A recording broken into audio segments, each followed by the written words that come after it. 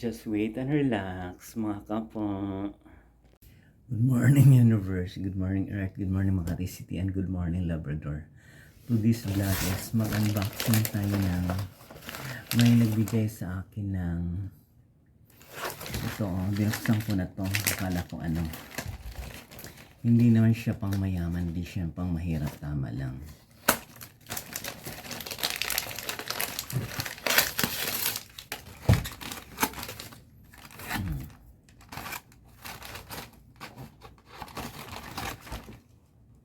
Pre-tweet crocky cookies with machito cream.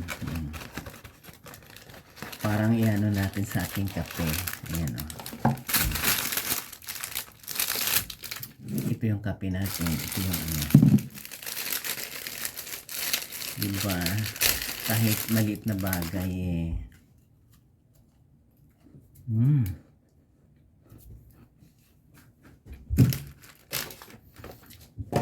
Masarap.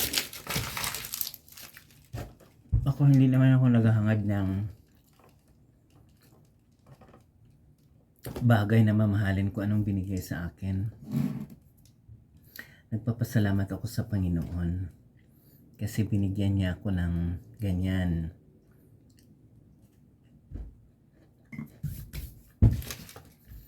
Yung iba kasi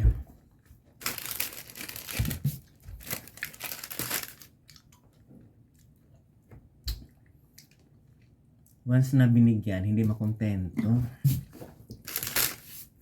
Maghahanap pa.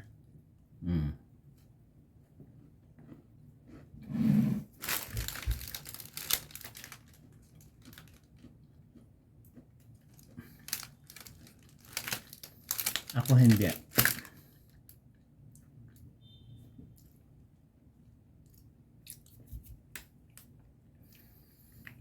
Sabi ng lola ko yung nag-alaga sa akin at saka nagpalaki.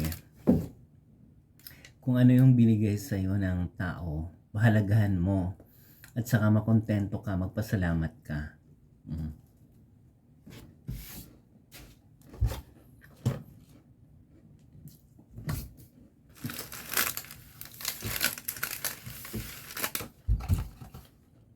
Diba, masarap siya pang ano ng kape.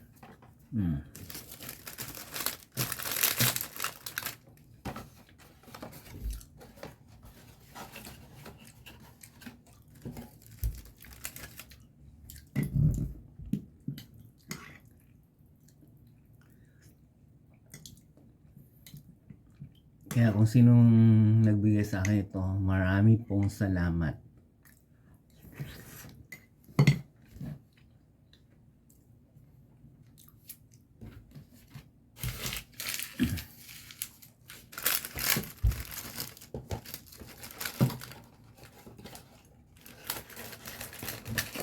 Wala naman akong pakialam kung malaki yung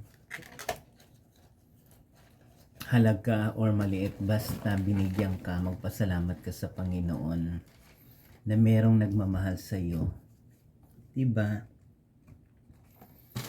Ganon dapat. Hindi, yung iba hindi makontento. Ewan ko ba, ibang tao. Binigyan na nga, gusto pang maghahanap. Nakaloka, diba?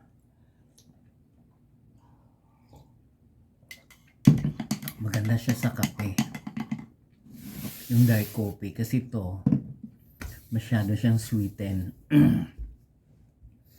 Kaya, kung nagustuhan yung video ko ngayon, please watch, like, share, and subscribe my YouTube channel, Journey. Kaya, guys, sa mga taong nabigyan ng kahit mga bagay-bagay na mga hindi masyadong mahal, malaki, or maliit, magpapasalamat pa rin tayo sa Panginoon dahil binigyan ka niya. Imahalaga ka para sa Kanya. Ganon yung mindset natin sa ating utak.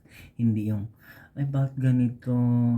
Ganito lang yung halaga na binigay sa akin. Ako hindi. Simula't malit pa ako. Nagpapasalamat ako sa Panginoon kung ano yung natanggap ko na blessing. At saka makontento tayo sa mga bagay-bagay sa mundo. Ayan guys. Marami pong salamat mga kapwa sa bagong taon na darating ngayon at saka kung ano yung journey sa ating buhay.